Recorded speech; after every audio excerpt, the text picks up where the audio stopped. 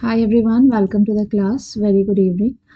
अभी के इस क्लास में आप देख सकते हो मैं आपको reserve bank of India financial inclusion index के बारे में बताने वाली हूँ, लेटेस्ट डेटा के हिसाब से, जो कि आपका एग्जाम में पूछा जा सकता है। तो इसको इग्नोर मत करना क्योंकि इस पे पीवाईक्यू भी रह चुका है।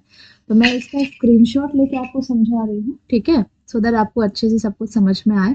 और जो यहाँ पे पढ़ा रही हूँ वो एकदम से याद कर लेना क्योंकि ये एग्जाम पॉइंट ऑफ व्यू से बहुत ही इम्पोर्टेंट है। तो आओ जरा समझते हैं इसको। देखो ये है क्या। एक्चुअली में हम पढ़ने वाले हैं आपका फिनेंशियल, इसको थोड़ा मैं कम कर लेती हूँ, थोड़ा ज़्यादा ये मोटा लिख रहा है, ठीक है। हम पढ़ने वाले हैं आपका फिनेंशियल इंक्लूजन इंडेक्स के बारे में, ठीक है। फाइनेंशियल इंक्लूजन इंडेक्स ये आपका पेपर 2 में हेल्प करेगा। पेपर 2 में आपका जो बैंकिंग यूनिट है उसमें this is going to help you a lot. इस पे आपका पीवाईक्यू भी रह चुका है। देखो इसमें से क्या क्या पॉइंट आपको याद रखने का है। फिनेंशियल इंक्लूजन इंडेक्स, पहले तो सबसे पहले इसका फुल फॉर्म काफी इंपॉर्टेंट है। अब ये जो फिनेंशियल इंक्लूजन इंडेक्स है एक रिपोर्ट होता है। क्या होता है? रिपोर्ट। जो कौन रिलीज करता है? Report which is released by RBI. कौन रिपोर्ट रिलीज करता है? आरबीआई रिलीज करती है। मोस्ट इंपॉर्टेंट, इसमें कोई बेस ईयर नहीं होता है, there is no base year, ठीक है। ये आपका 2021 से रिलीज हो रहा है। एंड इसमें हम देखते क्या है कि आपका जो की जगह है, ठीक है, आपका फिनेंशियली कितना ज्यादा सबको हम फिनेंशियल का चीज का नॉलेज दे रहे हैं, कितना फिनेंस में हम लाइक जैसे बैंकिंग सेक्टर हुआ, इंश्योरेंस सेक्टर हुआ, इन्वेस्टमेंट सेक्टर हुआ। कौन कौन से सेक्टर? जैसे कि बैंकिंग सेक्टर हुआ, ठीक है, इंश्योरेंस सेक्टर हुआ, ठीक है, इन्वेस्टमेंट सेक्टर हुआ। तो इन सब में हमारा कितना ग्रोथ हुआ है, ठीक है, कितना ग्रोथ हुआ है, ये सब हम एफआईआई के हेल्प से जान सकते हैं। अब इसमें क्या है कि आपका रीसेंट डेटा के हिसाब से 2024 के हिसाब से जो रिपोर्ट है उसमें कितना आपका वैल्यूएशन आया है, कितना हमने ग्रोथ किया, वो अभी हम लोग देख लेंगे। नेक्स्ट इसमें ये याद रखना है आपको कि एफ आई आई में ठीक है, ये हो गया। हाँ, ये याद रखना है, एक्सेस आपको हो गया और यूजेस हो गया और हो गया आपका क्वालिटी। तो इससे आपका पीवाई क्यू था, इसको याद रखने का टेक्निक मैं बता रही हूँ। 2 3 4, यहाँ 5, यहाँ 5 एंड यहाँ 0, ठीक है। दिस इज द परसेंटेज, ऐसे करके हम याद रख सकते हैं इसको। 3 4 2 हो गया, देन 5 5 0, ठीक है, इतना हो गया। और चलो ठीक है, अब यहाँ पे देख लेते हैं यहाँ से क्या है। तो रिजर्व बैंक ऑफ इंडिया जो है आपका financial inclusion index, FI index भी बोलते हैं, मार्च का सबमिट किया है, जिसमें आपका 64.2 हमें इंक्रीमेंट देखने को मिला है। कितना? 64.2। तो ये आपको याद रहना चाहिए कि न्यू डेटा के हिसाब से आपका जो इंक्रीमेंट हुआ है 64.2। हमने पीडीएफ में पढ़ा है, उसमें पुराना डेटा के हिसाब से 60.1 दिया है, बट अभी इंक्रीज हुआ है, ठीक है। इंक्रीज हुआ है 60.1 से, मतलब मार्च 23 में कितना था?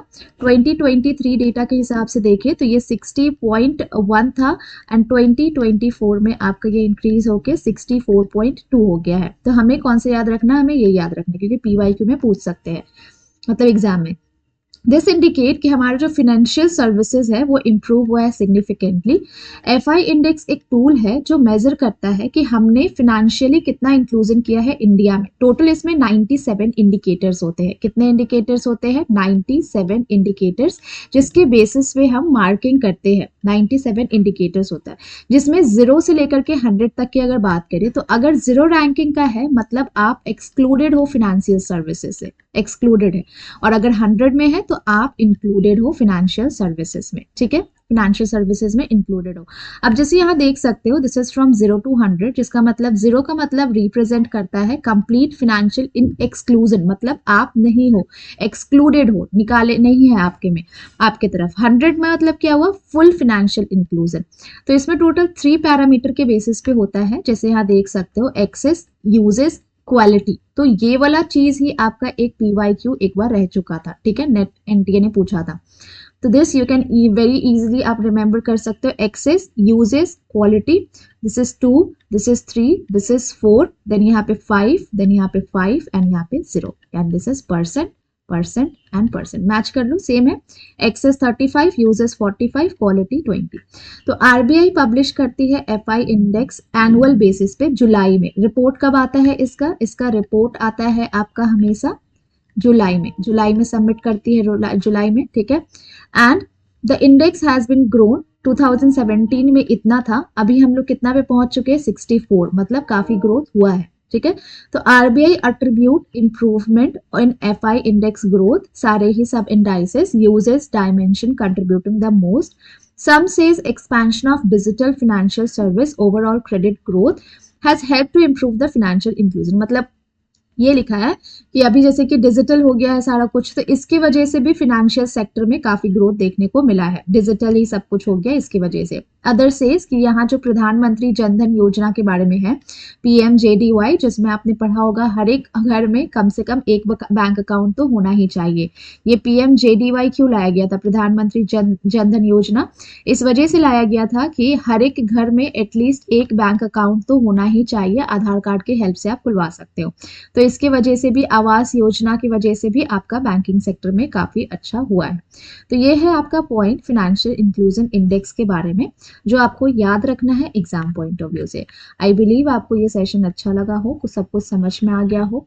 देख लेती हूँ यहाँ से, अगर और कुछ बताने का है तो मैं आपको बता दूंगी। यहाँ पे देख सकते हो, the reserve bank of India has announced financial inclusion index that has been rising 64.2 हो गया, पहले 60.1 था, अभी 64.2 हो गया। तो ये डेटा को लाइटली मत लेना, इंपॉर्टेंट है। 64.2 जो इंडिकेट करता है प्रोग्रेस फाइनेंशियल इंक्लूजन में, ठीक है। और देख लेते हैं, ठीक है, यहाँ तो अभी सब कुछ यही लिखा है। तो आपको जो जो याद करने का है 64.2, वो सारा मैंने यहाँ पे आपको स्क्रीनशॉट में दे दिया है, ठीक है। तो आई होप आपको ये सेशन अच्छा लगा हो। अगर अच्छा लगा हो तो काइंडली लाइक करना, सब्सक्राइब करके शेयर कर देना, ठीक है। Thank you so much for watching everyone.